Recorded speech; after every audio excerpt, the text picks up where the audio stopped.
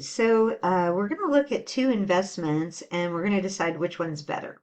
So it says you decide to invest 8,000 for 6 years and you have the choice between two accounts. The first pays 1.20% per year compounded monthly. The second pays 1.19% per year compounded continuously, which is the better investment. So if the rates had been the same, you would say, oh, compounding continuously is going to pay more because the more it's compounded, the more money you're going to make.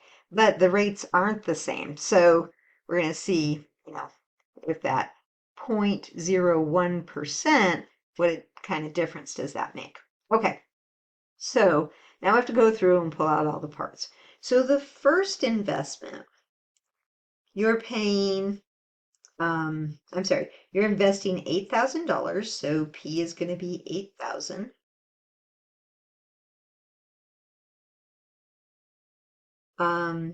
It's for 6 years, so that's your time. Your time is 6.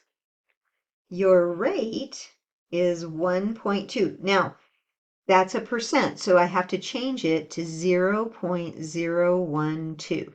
So remember, when you're changing a percent, you go two decimal places, 1, 2. It's always two decimal places, okay? So you're going to use this as your number, okay, for the R. And then you have to have the N. How many times is it compounded? Well, it said monthly, so we're going to do 12 times. Okay, so here comes the formula. I'll just put it over here. A equals P1 plus R divided by N to the NT. Now, you can put that all in your calculator at one time, and some students do it that way. Some students like to do it piece by piece. But I recommend just putting it all in at once. It'll save you a lot of time and work, but it's okay. The only thing is you have to be careful on is you have to put that exponent in parentheses. If you don't, you're gonna not get the right number. Okay. So we're gonna say in our calculator, we're gonna put in the 8,000. Then we're going to open a parenthesis. So you use a parenthesis key. And then you're going to put 1 plus, and then you're going to put 0.0120. You don't need that last zero, but we will. Divided by 12. Your calculator knows how to do all that. And then you're going to put the other parenthesis key. You do have to close that off or it won't raise the whole thing to the exponent. And then you're going to hit the key that is the little mountain key or whatever your exponent key is, whatever that looks like. And then you're going to open another parenthesis and you're going to put in N, 12 times T, which was 6. You could actually do that by hand. You know what 6 times 12 is, but sometimes once you start putting it in the calculator, you're just like, let me put it all in the calculator. Close that parenthesis off and hit the equal key. And then that should just tell us the amount. So magically. Okay, so here we go. I'm going to turn off this and I'll do the calculation and come back. Okay, so I did all that typing in on my calculator and I got 8,596 point, and I'm going to go to the nearest penny because that's how it's money, right? It does not round up. So $8,596.93. That's how much I make if I am in that situation with the first investment. Now we're going to look at the second situation. So the principal is still the same amount, still 8,000. We're going to be compounding continuously, so we don't have an N. The time is still the same. We're leaving it in for 6 years, but the rate is different. Okay, so the rate was 1.19, so go two decimal places. It's going to be 0.0119. Okay, and this time we're going to use the formula PERT, E to the RT. Okay, like that. And again, you have to put this in parentheses or you'll run into trouble with the calculator and getting the right number. Okay, so I'm going to put in my 8,000. It's P. Oh, let me write that out so you can see it. A equals 8,000. I don't think I did this before.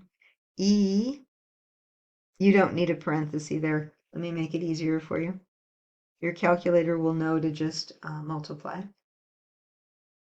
So E to the And then I'm going to have the rate 0.0119 times 6. See, I don't want to multiply that out by hand. Okay, so on your calculator, you're going to go 8,000. You're going to hit your e to the x button, wherever that is. You're going to open a parenthesis. You're going to put in 0.0119.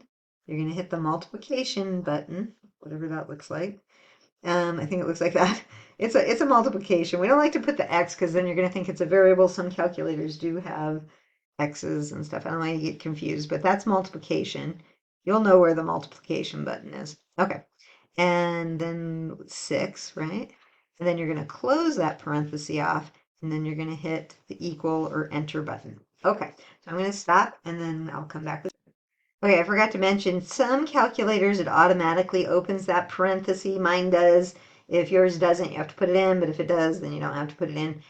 Some calculators are really picky about like the parentheses matching up. In this case, I don't think your calculator is going to be picky, but it could be. You kind of have to play around with them a little bit. Anyway, so what do I get for the amount? I get $8,592.09. Okay? So, which one's better? Which is the better investment? Looks like you make a little bit more money in the first case. So, 1.20% compounded monthly.